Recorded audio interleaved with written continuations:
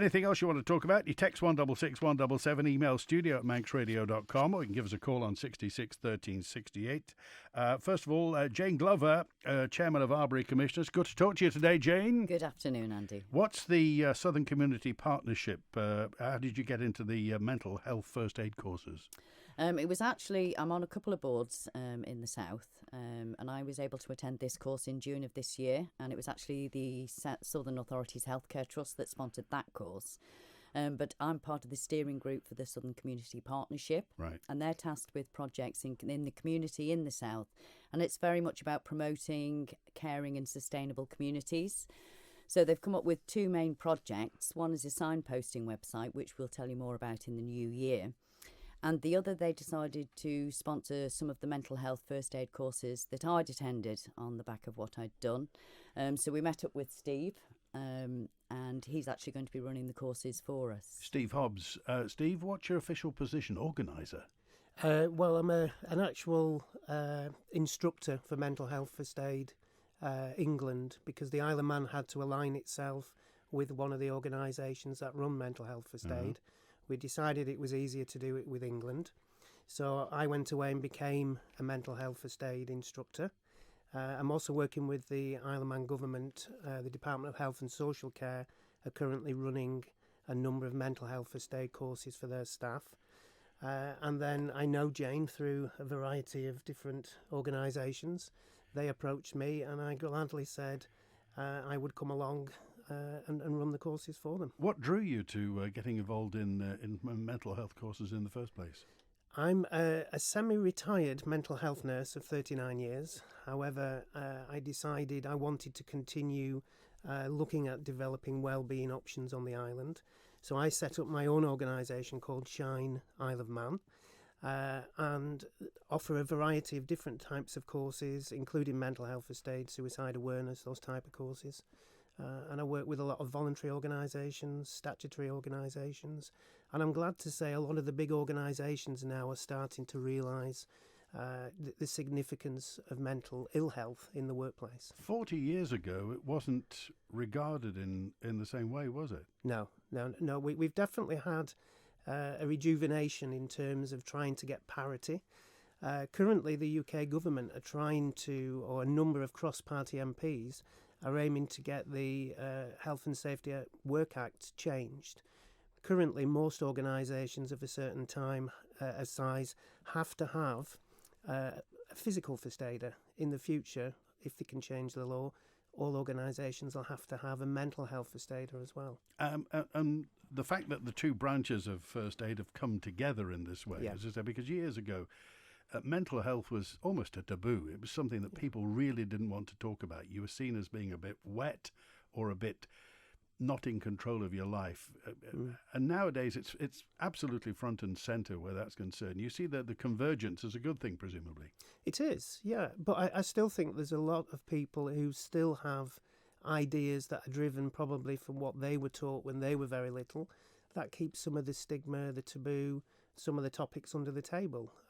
So these kind of initiatives are really good, really, aren't they, Jane, to kind of bring people's awareness. You're nodding at that, Jane, yeah? Definitely. Just in your local community, when you're in a position like a commissioner, you do meet a lot of people out in the community. And still, I think there's that stiff upper lip attitude in people of a certain age. They feel it is wrong, that there's something wrong with them, and that they should just get on with it, heal themselves. But actually, sometimes people can't heal themselves, and they actually need that little bit of extra support to get them there. And I think something about this scheme is that you're training people up to be, if you imagine you had a physical first aid incident in this office, a person would look after somebody before the ambulance arrived. So the aim of this course is to give you the skills to be kind of like spot somebody early on, and then be able to guide them towards the professionals. And I think just people being able to talk about it and feel that they can talk about it, that's half the step I forward. read somewhere somebody said that the whole stiff upper lip, the stoicism, if you like, was a hangover from the Second World War. It's when people went through military service, people saw things that were unthinkable and unrepeatable, and they boxed all that in. They became parents, and they inculcated their children with that. And it was particularly men. It wasn't seen as men didn't have emotions. 40, 50 odd years ago. No. Do you think, Steve? I think you're right, and I think it's still a problem because if you look at the amounts of people who suffer from anxiety and depression, the figures tell us it's more women. However, it's probably more likely that because men don't talk about it, they don't seek help, so they don't go to the GP. However, if we were able to get those other figures, I'm sure it would be on a parity. Yeah. But men, for some reason, still think that they have to be tough, as you say, stoic, and not talk about things that involve emotions. And the grim reality is that the greater proportion of men commit suicide in those circumstances. Yeah, it's a 75-25 ratio. 75, in terms of all the about 15 a day in the UK, and it's men, 3 to 1 in terms of women. And even if you look at that and let's be very cold about this, if you even look at that in pure financial situation, it causes the state an enormous amount of problems. It causes family an enormous amount of problems. So purely on a financial basis, and I make no apology for saying that, it would be better if men are in much better mental health for everybody, not least themselves. Absolutely, men and women. And it's at the moment the figures are telling us it's costing the UK 34 billion a year. That's the impact of mental ill health in the workplace. So if you can support people and keep them in the workplace, you can recoup about 9 billion of that. Because if you think about the cost of replacing people, advertising for jobs, retraining people, and you are more likely, it's about 300 times more likely to lose your job with a mental health problem if it's an enduring mental health problem than a physical one. Steve Hobbs is the organiser of these 4 mental health first aid courses in the new year. Whereabouts are they happening, Jane? The first one is taking place in January, and that's going to be in Maloo Church. Then the next one in February is in the boardroom of the Castletown Civic Centre. Then in March, the 21st and 22nd of March, it's at the Hub, which is Thurochan in Port Erin. And then the final one, which is at the start of April, is in Port St Mary Commissioner's offices in the boardroom. How long do they last? Are they one day? A full 2-day course. Oh, 2-day courses. Yes, How much do they cost? Commitment. For the people that actually attend, because this is being sponsored by the Southern Communities Partnership, all they have to pay for is the manual. Okay. Oh, the tome. The tome. 250 pages that is, I've got by my side here as well. And I make light of it as well, but it's absolutely chock full of very accessible information. Yes. I mean, even down to beverages, even down to if somebody's having a bit of an episode, what people should drink. Yes, it talks about nutrition and certain imbalances in nutrition that can cause certain problems.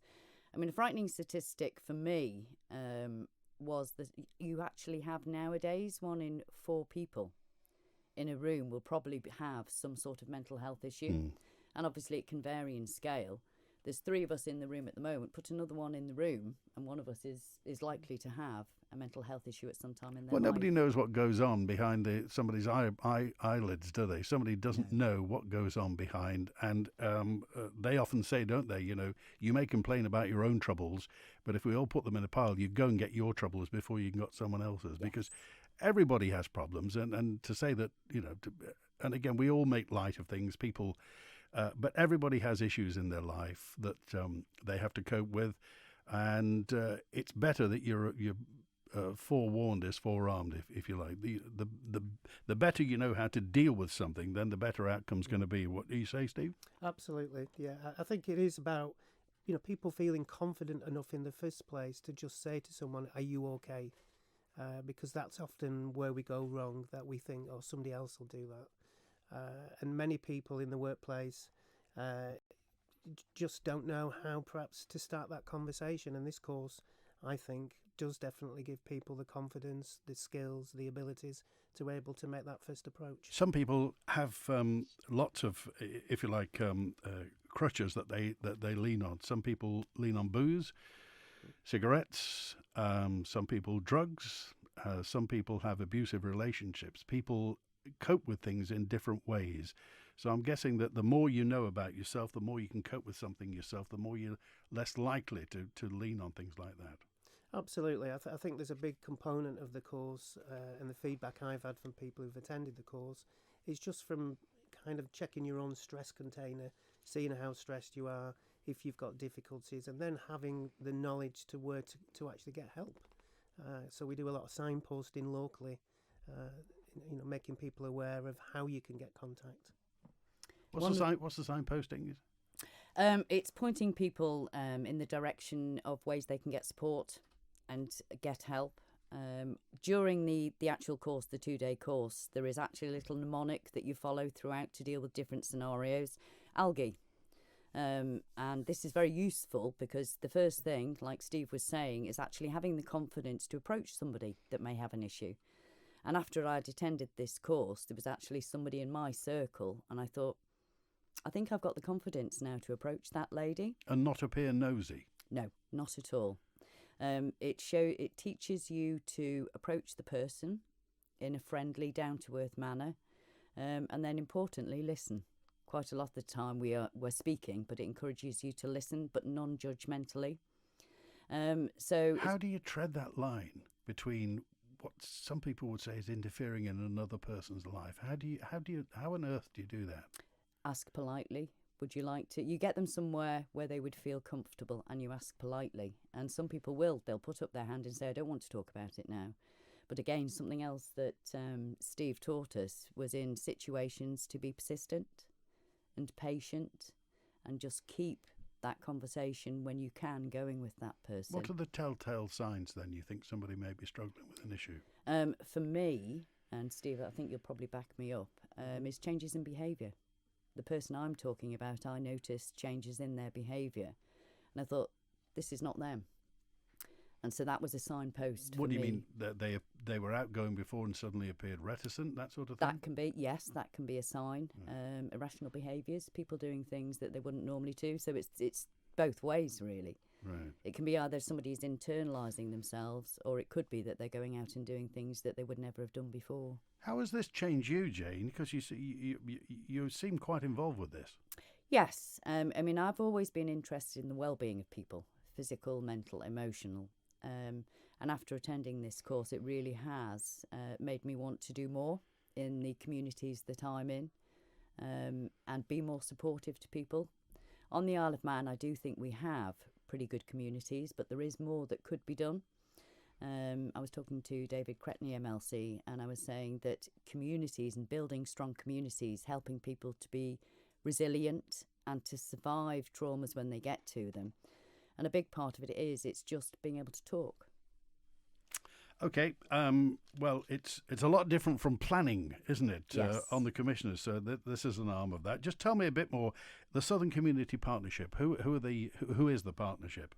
It's part of the Southern Communities Initiative. So people will probably know them more from things like they organise the Harbour to Harbour Walk. The Mending Sheds project, very successful down there. So it's part of that group. David Gaughan is our chairman. And then the actual board itself is made up of representatives from doctors' practices, churches within the community, people like the Southern Befrienders, myself as a commissioner. So you've got quite a broad spectrum of people that are actually behind the organisation. Okay, Steve, just a final word from you then about this. If somebody is kind of half thinking about this, how would they rationalise it in their head? What sort of people would you like on this course? I think anybody can do mental health first aid training. The only thing I would say is if you're not in a very good place at the moment in life, it's probably not a good time to do the training, that you might just need to wait, because it's not a substitute to therapy. So I think you need to feel confident and in an okay place, be a good communicator and caring. And for me, what's really heartwarming is just listening to Jane now talk about it, because you can just hear she's got it. She knows what she's doing, and I think anybody who's interested should apply. Okay. And finally, Jane, just a few details of when it is again. January, February, March, April, is it? Yes, it is. To get more detail, the administrator, the project organiser, it's a lady called Janet Bridle. You can get her by telephone on 838180, or an email is admin@hubclubsci.im. Okay. And January says at Maloo Church, is it? Yes, it is, and that's the 20th and 21st of January. Okay. February is? 6th and 7th. And that's at? Castletown Civic Centre Boardroom. Okay. March? 21st and 22nd, and that's at the Hub, Thyrosian. Okay. And just before Easter, April? Yeah, 1st and 2nd of April, actually, and that's at Portsmouth Commissioner's offices. Okay, good to talk to you. Thanks for Good being to with talk us to you. today. Thank Thank you. you. On The Man in Life.